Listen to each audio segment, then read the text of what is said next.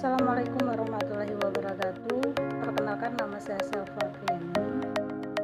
Saya mahasiswa dari Universitas Bengkulu, jurusan Manajemen, NPM 1B018-033. Bila di sini saya akan membahas materi tentang leasing. Baiklah, saya di sini akan menjelaskan materi tentang leasing. Yang pertama itu kita harus mengetahui apa sih leasing itu. Jadi leasing itu secara umum adalah suatu bentuk kegiatan pembiayaan alat atau barang modal berupa hak opsi atau tanpa hak opsi yang dimanfaatkan untuk nasabah dalam kurung waktu tertentu, yang mana pembayarannya dilakukan secara dicicil atau asuransi. Selanjutnya itu ada jenis-jenis leasing itu. Jenis leasing itu bisa dibedakan menjadi 5 jenis dalam proses penerapannya. Yang pertama itu ada sewa modal, yang dimana jenis perusahaan leasing yang berasal dari suatu lembaga keuangan. Jenis leasing ini pada umumnya bisa melayani pihak nasabah yang memerlukan kebebasan dalam hal menentukan barang atau modal dengan spesifikasi tertentu. Yang kedua itu ada sewa operasional, yang dimana suatu jenis perusahaan leasing yang mana pihak lessor akan membeli barang untuk disewakan kepada nasabahnya dalam kurun waktu tertentu. Yang ketiga itu adalah sewa tipe penjualan, yang dimana itu jenis leasing yang biasanya dikerjakan oleh perusahaan industri yang melakukan penjualan lease barang dari hasil produknya. Yang keempat itu sewa guna usaha, yang dimana jenis perusahaan leasing yang melibatkan pihak ketiga. Artinya pihak lessor tidak membayar objek leasing sebanyak 100%, tetapi hanya sekitar 20% hingga 40% saja. Sisanya nanti akan ditanggung oleh pihak ketiga tersebut.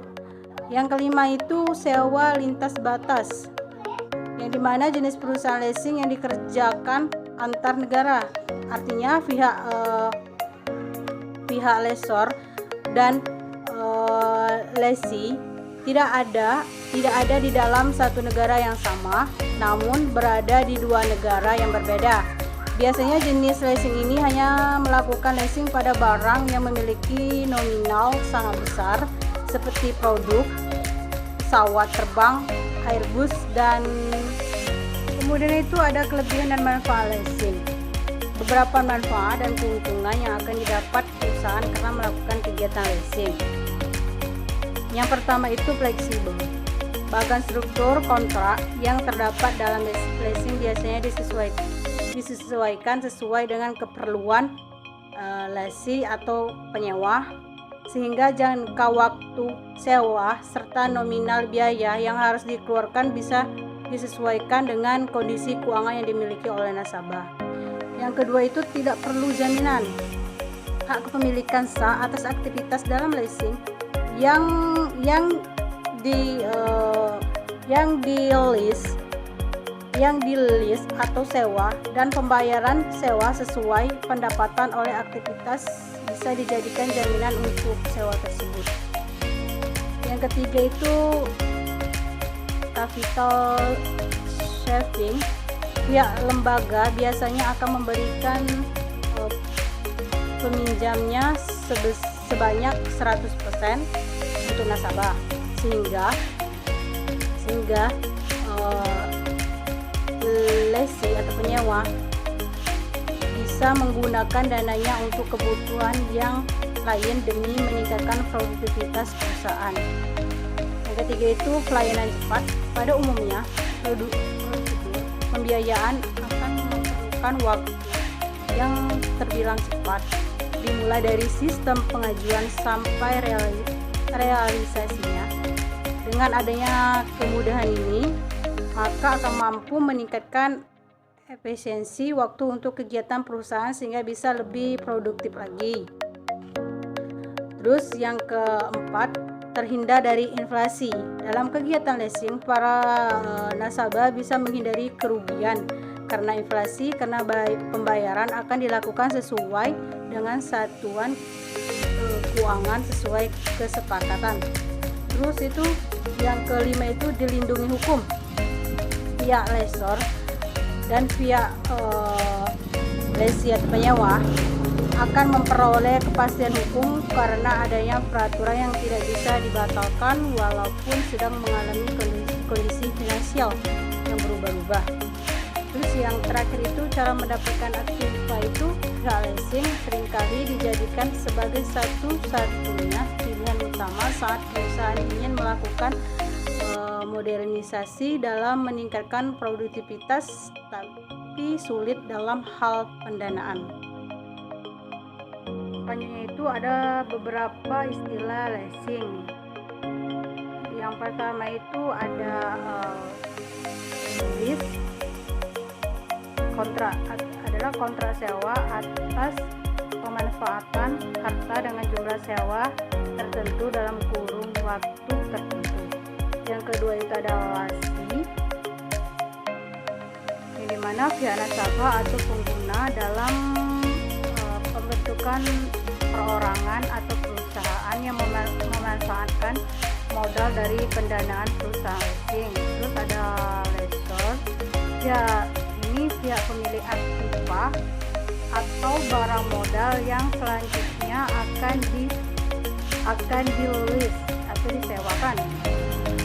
Ada juga lease term, yang dimana itu jangka waktu sewa yang bersifat mutlak dan tidak bisa dibatalkan.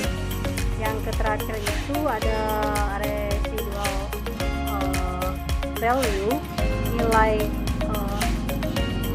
yang dimana nilai yang diperkirakan bisa diterapkan ketika memasuki akhir periode sewa. Selanjutnya itu fungsi leasing. Pada dasarnya fungsi leasing itu sebenarnya hampir sama dengan fungsi bank, yaitu menyediakan pembiayaan produk dengan jangka waktu menengah. Bedanya itu bank konvensional akan memberikan pinjamannya dalam bentuk uang, sedangkan leasing memberikan pinjaman dalam bentuk barang yang selanjutnya barang tersebut harus dicicil atau diangsur. Tujuan leasingnya adalah memberikan kemudahan untuk masyarakat dalam memiliki barang modal walaupun barang tersebut memiliki nilai harga yang tinggi. Terus contoh perusahaan leasing yang ada di Indonesia, yang pertama itu ada FIF, ada juga PT Auto Multi Arta, ada juga PT Astra Credit Company dan lainnya. Selanjutnya itu ada pihak-pihak dalam transaksi leasing. Yang pertama ada lessor, adalah perusahaan leasing yang memiliki hak kepemilikan barang modal. Yang kedua itu ada lessee, adalah pihak yang menggunakan atau menyewa modal yang memiliki hak pilih di akhir kontraknya. Ada juga supplier, adalah pihak penjual atau barang modal yang nantinya akan disewakan. Baik, itulah materi yang dapat saya sampaikan. Apabila ada kata atau kata-kata yang kurang, saya mohon maaf.